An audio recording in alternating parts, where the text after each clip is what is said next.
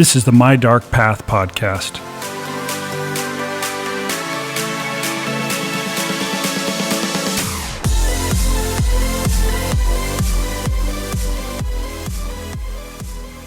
Picture yourself running under the brilliant Mediterranean sun. You've been running for a long time and your muscles are aching, but as you get closer and closer to your destination, adrenaline surges through you and you don't feel any pain, just triumph and excitement. You look around and your surroundings are gleaming. Shining white marble is everywhere, along with thousands of cheering spectators. You're in Athens, Greece, and you're about to win the Olympic marathon. After 26 miles running along Greek roads, you're in the historic Pantheonic Stadium, which was originally built over 2,000 years ago. You feel the spirits of ancient athletes running alongside you as you take your final lap towards victory. Then you look over and somebody else is actually running alongside you. It's Prince George of Greece, the son of the king, accompanying you for the final 50 meters. You cross the finish line victorious, over 7 minutes ahead of your nearest competitor. All your months of training and sacrifice have paid off. In addition to a medal and a laurel crown, you're awarded a statue of the goddess Athena and a live lamb. Your home country names 2 townships in your honor. It is greater than any high you could ever have dreamed of experiencing. This, you decide, will be the end of your running career. Of course, how could it possibly get any better? Now imagine finding out later that the International Olympic Committee has ruled that you are no longer an Olympic champion, that your medal is no longer an Olympic medal. Not because you did anything wrong, you followed the rules in running that incredible race. It's just that the IOC has declared that the Olympics you competed in no longer count as Olympic Games. This actually happened to a Canadian runner named Billy Sherring. In his home province of Ontario, the townships of Sherring and Marathon were named in his honor. He was a champion of the Athens Olympics in 1906. Not since the 1896 Games, which everyone remembers as launching the modern Olympic movement, but another set of games in Athens outside the traditional 4-year span between competitions. For every athlete at those games, the competition was real, as were the intense feelings of victory or defeat. They were told they were competing in Olympic events. How could an entire international competition involving dozens of nations and hundreds of elite athletes be stricken from the official record of the Olympic Games? We love the Olympics here on the podcast, which is why we're devoting 2 episodes in a row to them as the Tokyo Games are unfolding. But in order to solve this mystery of the lost Olympics of 1906, we're going to have to walk a dark path of politics and history. It'll be worth it, though, to celebrate the real achievements of people like Billy Sherring and an event whose breakthroughs and innovations still shape the world's greatest athletic contest today.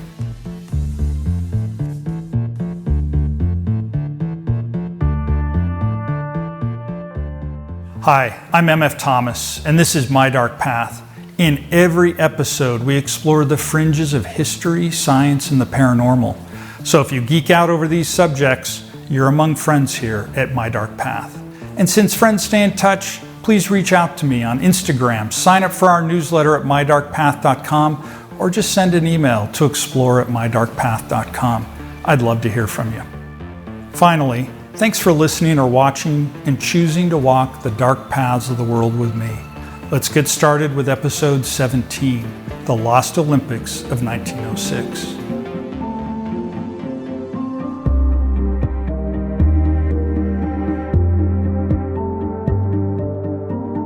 Part 1. The story of the modern Olympic Games always begins with Charles Pierre de Freddy, also known as His Excellency Baron Pierre de Coubertin. De Coubertin was born into an aristocratic family that prized a well-rounded Renaissance education. His father, the Baron Charles Louis, was an accomplished painter, and a 5-year-old Pierre actually appears in one of his works, Le Départ, which is still on display at the Chapel of Paris Foreign Missions Society.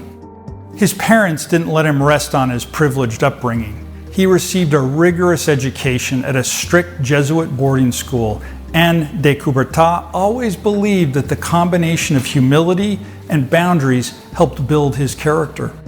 He grew up in an atmosphere of instability and international embarrassment for France. The defeat of France in the Franco-Prussian War of 1870 and 1871, the collapse of the Empire of Napoleon III, massive losses of territory, reparations, and a long debate over whether or not to restore the French monarchy saw his nation at a crossroads, questioning its identity and its values. The young Pierre found himself wondering what could be done to restore pride and character to his country. He fell in love with the English style of education, which included athletic development and team sports, valuing the development of the body as well as the mind. He believed that the expanding dominance of the British Empire could be credited to the, quote, moral and social strength, end quote, its young men developed through sport. He saw a parallel between British schooling and the ancient Greek gymnasium, which in those times not only was a place for athletes to train, but to socialize and study. Needless to say, there's a lot more to the history of empires than whether or not their citizens played sports in school, but it set de Coubertin on a path to leading a revival of the Olympic Games. And here we have to depart from the official narrative generally promoted by the IOC, the organization he co-founded which produces the Olympics to this day. Because he wasn't the first person to propose reviving the ancient tradition, he wasn't even the first person to do it. In England in the early 1600s, King James I approved a public sporting event known as the Cotswold Olympics. Some of the events included hunting with hounds, chess, dancing, sword fighting, and sledgehammer throwing. Amazingly, a descendant of this event still happens every year at Chippington Camden in Gloucester, even though it's no longer anything like a serious athletic pursuit. If you ever go, you'll see a lot of drinking going on, along with events such as shin kicking, piano smashing, and dwyle flunking, which I'll let you Google on your own. In 1850, another British competition was launched, known as the Wenlock Olympic Games. This one was taken a bit more seriously, and Baron de Coubertin even attended these games and consulted with its founder. Meanwhile, in Greece, a wealthy philanthropist named Evangelos Zappas funded the restoration of the 2,000-year-old Pantheatic Stadium and produced two international competitions there in 1870 and 1875. They're now affectionately called the Zappas Olympics, and they drew tens of thousands of fans to see athletes from around the Ottoman Empire. And Zappas' legacy with the Olympics runs even deeper. He established a trust fund which the city of Athens used to help finance the 1896 Games. Part of the appeal of the Games was the self-improvement concept and the desire to find a link between one's culture and the cradle of Western civilization. But the Olympics also attracted interest because it was known that wars in ancient Greece were put on hold whenever the Games were held. These Olympic truces didn't always work, but since the continent of Europe in the 19th century had been consumed by a seemingly endless series of wars between would-be empires, the hope of creating a cause that might compel a break in all the fighting would have been attractive indeed. Even though it seems obvious in retrospect that the Olympics would be revived where it all began, in Athens, this wasn't at all a guaranteed outcome.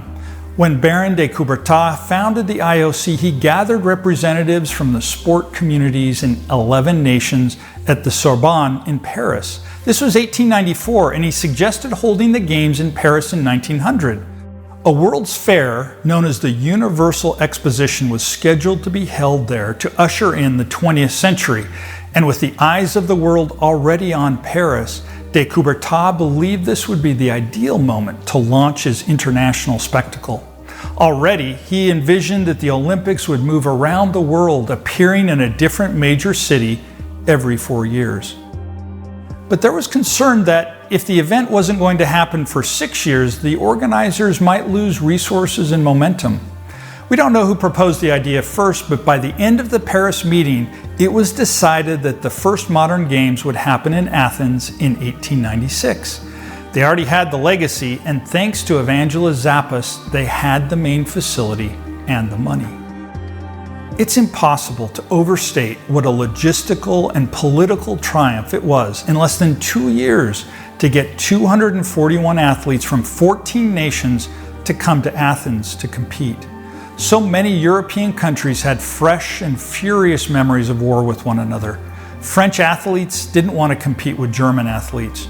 German athletes heard rumors that they would be barred from competing until Baron de Coubertin wrote a personal letter to the Kaiser assuring him that this wasn't so. King George of Greece wanted to be seen as founder, host, and mastermind of the whole spectacle, and he had a powerful family tied to the rulers of Great Britain and Russia. He and de Coubertin were barely on speaking terms by the time the Games opened. And yet, after 10 days of competition, the 1896 modern Olympic Games were an enormous success. In a way, this success is what led to the next dispute, because Athens enjoyed these new Olympics so much, they wanted to keep them. A large contingent began to advocate for Athens to be the permanent home of the Games. King George himself encouraged it, and laws were passed that would encourage the development necessary to make it happen.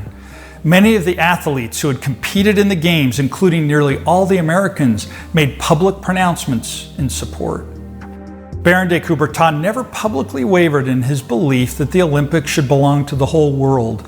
Guaranteeing an Olympic Games in Paris in the year 1900 had helped cement the delicate and complex series of deals that had helped revive the Games in the first place. And now that the Games were considered a success, there were plenty of people stepping up to take the credit, and de Coubertin no longer had total control over the IOC. Internal politicking became even more intense. There's even evidence that he changed the locations of the committee meetings in order to ensure that a majority of people in attendance would be those who supported him. The record shows that he wasn't opposed to Olympic competitions happening outside the four-year cycle. In 1901, a member of the IOC created an athletic contest called the Nordic Games. Think of them like the precursor to the Winter Olympics. They happened 8 times between 1901 and 1925 and featured cold weather events: skiing, skating, hockey, curling, and more. Although they didn't have the full participation of the IOC and the athletes were almost entirely from Nordic countries, de Coubertin publicly acknowledged and praised them and even called them the Nordic Olympics. Digging into various memos, journals, and readouts of IOC meetings and events, it appears as though the status of the 1906 Games and the possibility of continued events in Athens had become a proxy for a power struggle over control of the IOC itself, with the Baron fighting in the face of growing international popularity of the Games to keep it tied to his personal vision of what they should be. But the proposal wouldn't go away. The 1900 Games in Paris were largely viewed as a disappointment, scattered across months with a glut of odd and unappealing events, some of which we described in our previous episode. Rather than gain attention from Paris's Universal Exposition, they were completely overshadowed by it. The Olympics were just a sideshow. The idea of an alternative Games in Athens was proposed again at an IOC session in Paris, this time by the German delegation. It's speculated that the Germans were the ones that de Coubertin was trying to keep out of the previous meetings by moving the location around at the last minute. The German government had an interest in gaining influence with Greece, and advocating for the Olympics they badly wanted would have been a useful way to gain the favor of the Greek government. And this time, despite de Coubertin's disapproval, the International Olympic Committee voted to award Athens an Olympic Games to be held in between the four-year cycle of the traveling Games. In a letter, de Coubertin referred to them as the Panhellenic Games. Other proposals referred to them as the Athenian Games, Greek-centered contests that international athletes would nonetheless be invited to. But Athens intended to make a full international spectacle out of it. Making them happen by 1902 was out of the question, though. After the triumphant 1896 Games, Greece had been engulfed in a swift but incredibly costly war with the Ottoman Empire over the island of Crete. Their economy was severely constrained, their national pride in tatters. Instead, planning for a new Games moved to the next year in their cycle, 1906.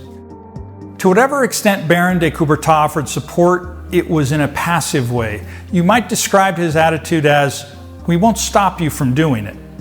He took the public position that the IOC had no responsibilities with regards to planning or executing the Games. the responsibility lay with the host city. In his words, quote, "For the year 1906, games have been announced in Greece which do not belong in the proper order. It was agreed that the IOC would lend its support, as well as the already existing organizations in various countries." These are hardly the words of an enthusiastic booster.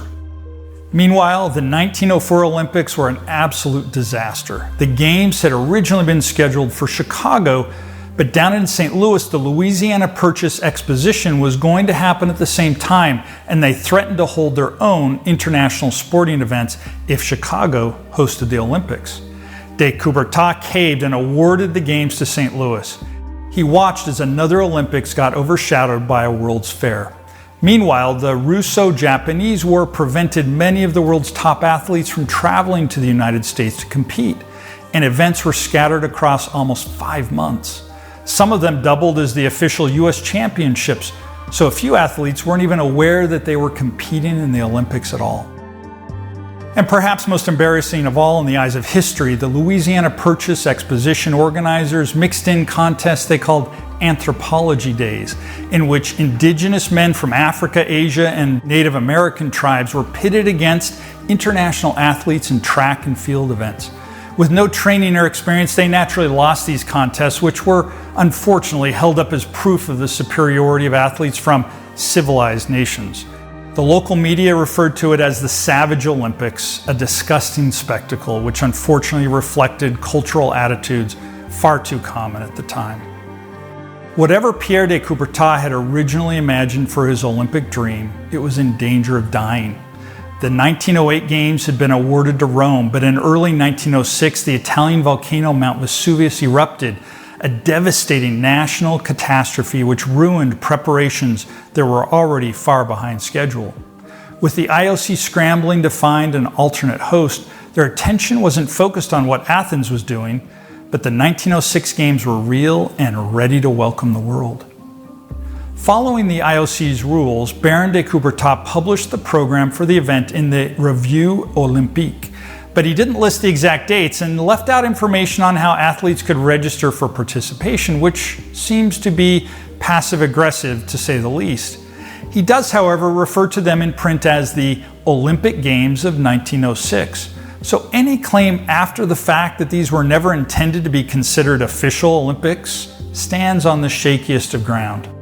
True to his word, Athens had been left alone to plan how their games would work, and it turns out the ideas they came up with revolutionized the modern Olympics and, in our humble opinion, saved them.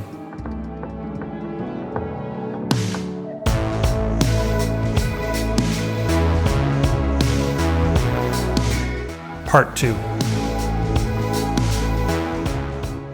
Remember Billy Sherring, the Canadian marathon runner I told you about in the opening? His story is even more inspiring than what I shared. He worked as a railway brakeman, an incredibly dangerous job at the time that required running along the top of a moving train and operating wheels and cranks while the train was taking steep turns or sharp drops.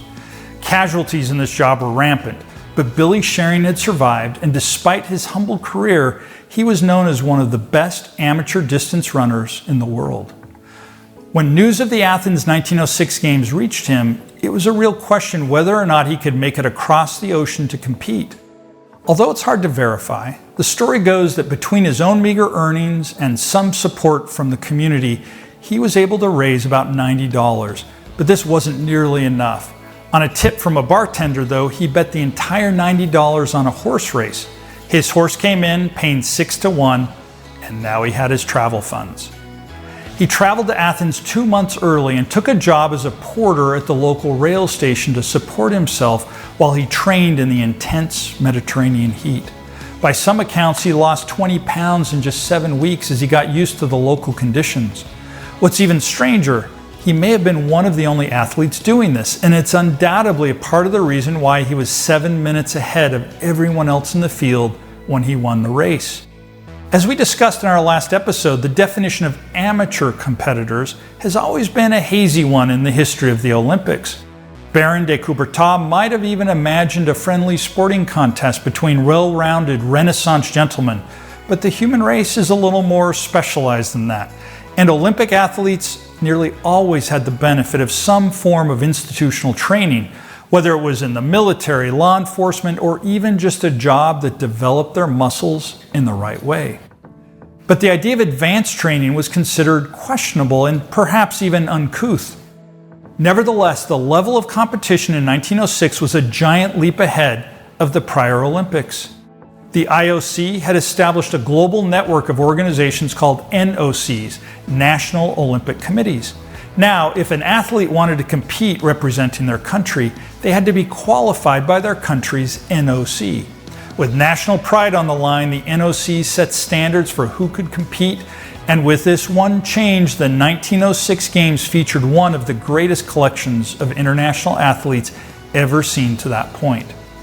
They also did away with the idea of competing for attention with a World's Fair, or spreading the Games across multiple months. As with the 1896 Games in Athens, these competitions happened in a focused, intense period with everyone's attention riveted by 11 straight days of the highest quality sporting events. For the first time in history, there was a dedicated facility for athletes and their trainers to live in during the Games. Living conditions at the first ever Olympic Village were apparently pretty dire. There's a reference to the foreign athletes finding Greek food to be, quote, strange. Nevertheless, this is another tradition which has carried on at every Olympic Games since. This was the first Olympic Games to open with a parade of the athletes who marched around the stadium behind their respective national flags.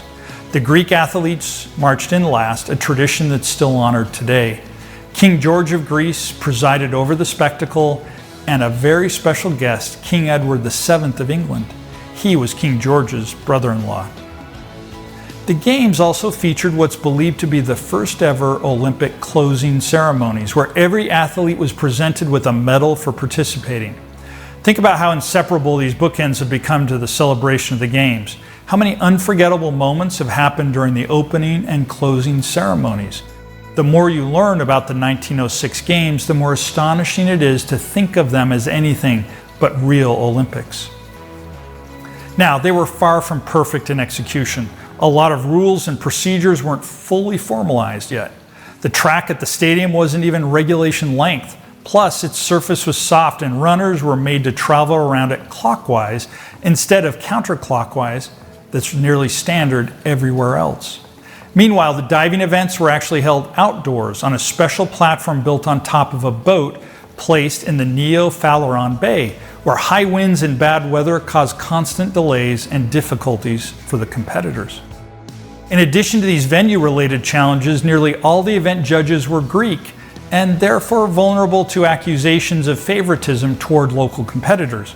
Future Games would make sure that the judges always represented a wide range of nationalities. But despite these challenges, these Games provided its share of dramatic moments and astounding feats. An American named Ray Eri won gold in both the standing long jump and the standing high jump. And if that wasn't impressive enough, he'd already won 3 gold medals in jumping events in both 1904 and 1900. And before I forget to mention it, Ray Eri spent much of his childhood in a wheelchair because of polio. His unbelievable leg strength was developed as he exercised to overcome his condition. He won the same 2 gold medals in the 1908 Games, and having 10 gold medals would make him the second greatest Olympic gold medalist in history, trailing only the legendary swimmer Michael Phelps. But since the IOC declared that his 1906 gold medals don't count as Olympic medals, his official tally is 8 golds in 8 events, tying him with sprinter Usain Bolt. Or consider Venäjä Järvinen, the first athlete from Finland to compete in the Games. A former wrestler with extraordinary upper body strength, Järvinen competed in Athens in the shot put, the javelin, the discus, and Greek-style discus. He won bronze in discus and gold in Greek-style discus. He even had the longest distance in the shot put, but was disqualified. The judges ruled that he had thrown the shot rather than put it. With the IOC's ruling, Finland's first ever Olympic gold was erased from history. But this is an even more egregious insult when you consider that Finland at the time was a part of the Russian Empire. It was a special privilege that the IOC had recognized Finland as a separate nation for the sake of the competition. Otherwise, Jarvenet's medals would have been credited to Russia. Jarvenet returned for the 1908 Olympic Games, but won only a bronze in Greek-style discus. Later, he trained 3 of his 4 sons to become Olympic athletes themselves, and his son Aki set the world record in the decathlon. There's a family a whole nation could root for. Peter O'Connor won gold in the hop, step, and jump, now known as the triple jump, as well as a silver in the long jump. He was born in Ireland, but officially competing under the British flag. If you know anything about the history between Great Britain and Ireland, especially in the early 20th century, you won't be surprised when I tell you that he wasn't happy about winning a medal for the British. In an act of protest, he actually scaled the stadium flagpole and hoisted an Irish flag. Irish and Irish-American athletes helped to guard the pole while he climbed. French tennis master Max de Cugas won the gold in all 3 of the events he entered, including the mixed doubles contest. His partner was his wife Marie. A legendary French marksman named Léon Moreau won 5 medals, including 1 in those dueling events we mentioned in our last episode. Moreau is 54 years old, one of the oldest competitors in Olympic history. He competed again at age 56 in the London Olympics, and even more incredibly, at age 62, he enlisted for military service in the Great War, survived the battlefield, and was appointed to the Legion of Honor. All these achievements, these stories, these astonishing people from the world of sport are now disavowed by the International Olympic Committee. Witnesses have even reported that in the official Olympic Museum, there are photographs of events from the 1906 Athens Games, but with false captions claiming they're from the 1896 Athens Olympics. So how did this happen?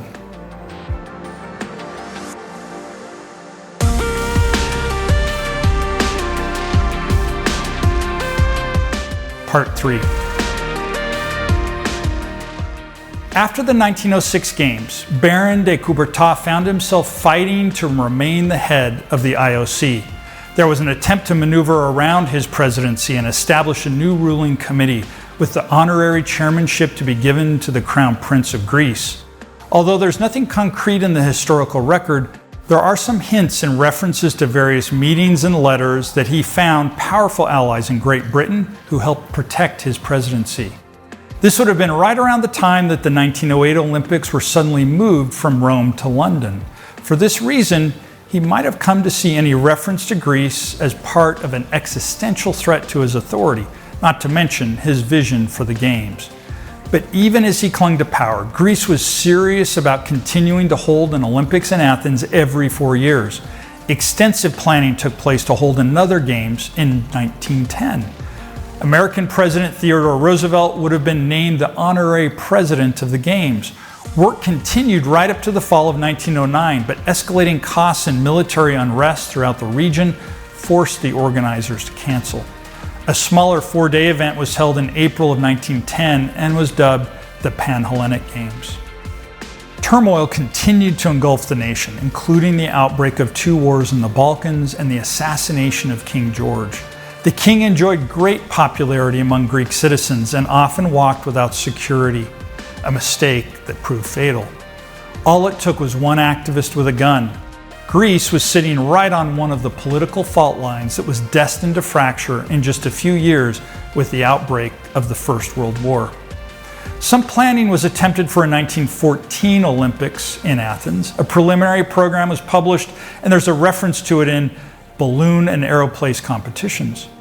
That would have thrilled the entire My Dark Path team, but by 1914 the Great War had turned the entire continent of Europe into a killing field. De Coubertin's grand vision of the Games as an event which would bring about peace was brutally rebuked by history. The 1916 Games, scheduled for Berlin, were canceled. Athens didn't make another proposal to host for many years. The Games of 1976, 1980, and 1984 were all rocked by large-scale boycotts against their host countries, robbing them of the promise of pitting the world's greatest athletes against one another. During this time, a small movement proposed that Athens could serve as a kind of neutral ground, a place whose right to host the Games couldn't be questioned by anyone. But this movement never got very far. By this point, the IOC had immense power and resources. Selling the TV rights to the games now brought them an explosion of wealth every 4 years. No country wanted to stick its neck out and risk losing a chance to host by endorsing an unpopular proposal. In 1990, the IOC meeting to determine who would host the 1996 Games, the centennial celebration of their revival.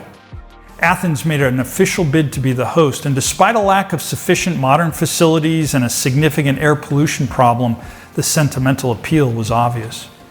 Athens was the leader in the first 3 rounds of voting, as other finalists like Belgrade, Manchester, and Melbourne were eliminated. But in the 4th round, the city of Atlanta, Georgia suddenly leapt into the lead and stayed in the lead for the decisive 5th round. While the city's infrastructure and athletic facilities were rated highly, the IOC members who advocated for it also argued that an Olympics in America, with events held in American prime time, would bring more money from their television markets. The Greek press, furious and insulted, made darker accusations that the Coca-Cola Corporation, a powerful Olympic sponsor whose global headquarters is also in Atlanta, had influenced the process. After the IOC was rocked by a wide-ranging bribery scandal and a new group of organizers took over the Greek effort, there was clear interest on all sides to try and restore some of the original luster of the Olympic spirit. Athens won the right to host the Games in 2004, and once again, its result was such a success, such a stirring reminder of the Olympic spirit, that Athens once again suggested that they could host the Games permanently. Now, as for the question of the status of the 1906 Games, decades passed without any consensus. The issue would occasionally arise at meetings, but without any definitive action. Sometimes they could be referred to as the Intermediate Games. At others, it was falsely claimed that they were simply an athletic celebration honoring the 10th anniversary of the 1896 Games, even though there was no evidence that the Greeks who had organized the event had intended this.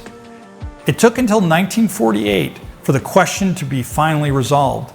Ferenc Mezzo was a historian and poet from Hungary who belonged to the IOC. Like Baron de Coubertin, he was also an Olympic medalist, winning a gold medal for literature at the 1928 Amsterdam Games. His winning entry in the category of epic works was called The History of the Olympic Games. He cared passionately about the Olympic movement and believed that the status of the 1906 Games needed to be settled once and for all. At an IOC session in 1948, he made an official motion. Since the 1904 St. Louis Games had been the games of the 3rd Olympiad, a proposal suggested that the 1906 Games be given the designation 3B, the 2nd Games of the 3rd Olympiad. A special committee was convened, named the Brundage Commission, after the man who was selected to chair it. If the Brundage Commission gave the matter serious study and reflection, we don't have any evidence of it. They rejected the proposal in January of 1949 with a mercilessly short statement, quote, "It is not considered that any special recognition that the IOC might give to participants in these games at this late date would add any prestige, and the danger of establishing an embarrassing precedent would more than offset any advantage." If the IOC considered it a dangerous precedent to give their approval to an Olympic Games held outside the 4-year cycle, you have to appreciate the irony that we're telling you this story now as the world watches the 2020 Olympics in Tokyo being contested a year later in 2021.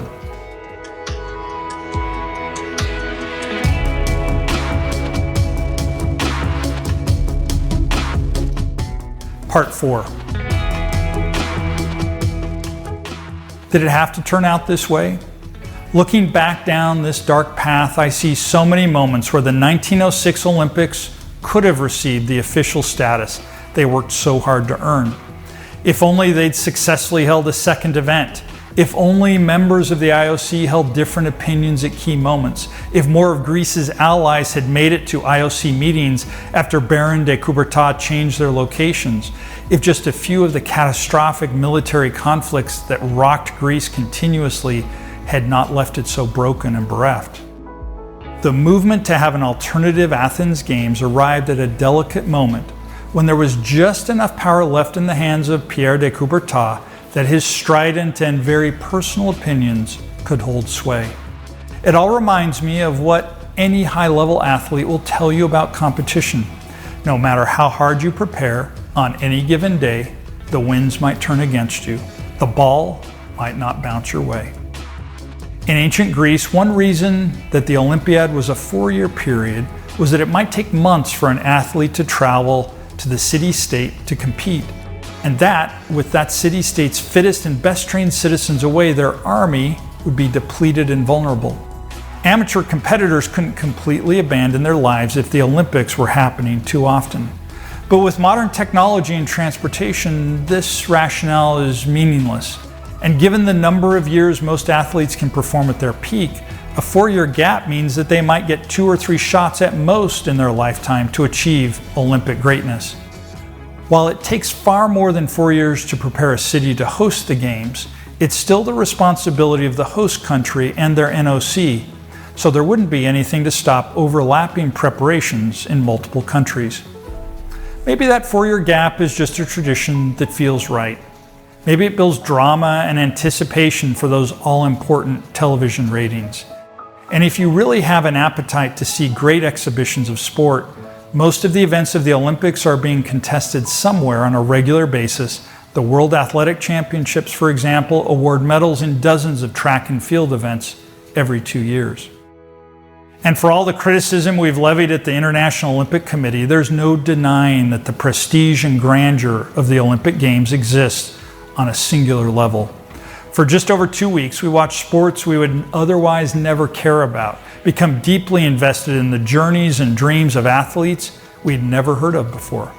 Just attaching the word Olympic to an event gives it a status nothing else in the world can match. And perhaps that's why it's so painful to see the 1906 Games downgraded in this way. These days, they're known as the intercalated Games, an unusual word for an unusual asterisk in the history of the modern Olympics. The Brundage Commission claimed that giving those Games Olympic status over 40 years after the fact wouldn't give the athletes any additional prestige. This is false on its face, since it's clearly the prestige of the Olympic brand they're trying to protect.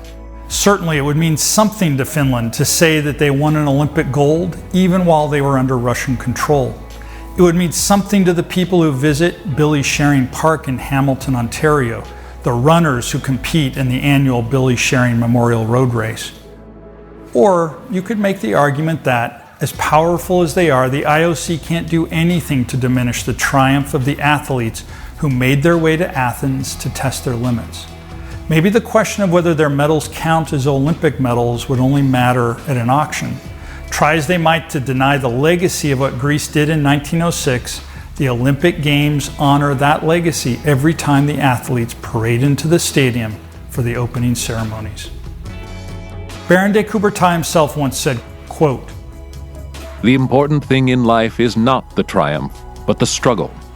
The essential thing is not to have conquered, but to have fought well." He might not want us appropriating his words for this particular cause, but even though in the official history books of the IOC, Athens lost this struggle, we will always remember that they fought it well.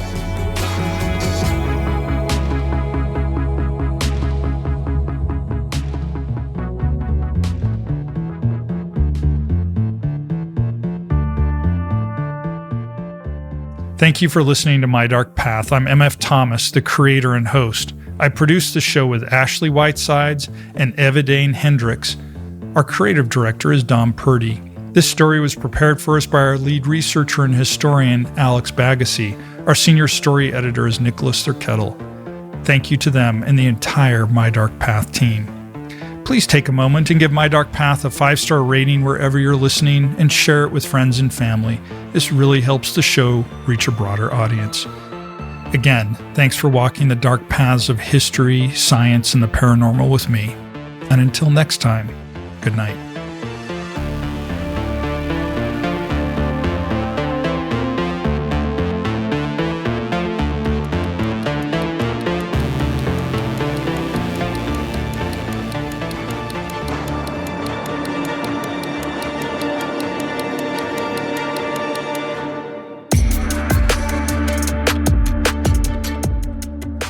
After this, there is no turning back. You take the red pill, you stay in Wonderland, and I show you how deep the rabbit hole goes. Follow the White Rabbit. Which country won the most medals in the Lost Olympics of 1906? Which country won the most medals in the Lost Olympics of 1906?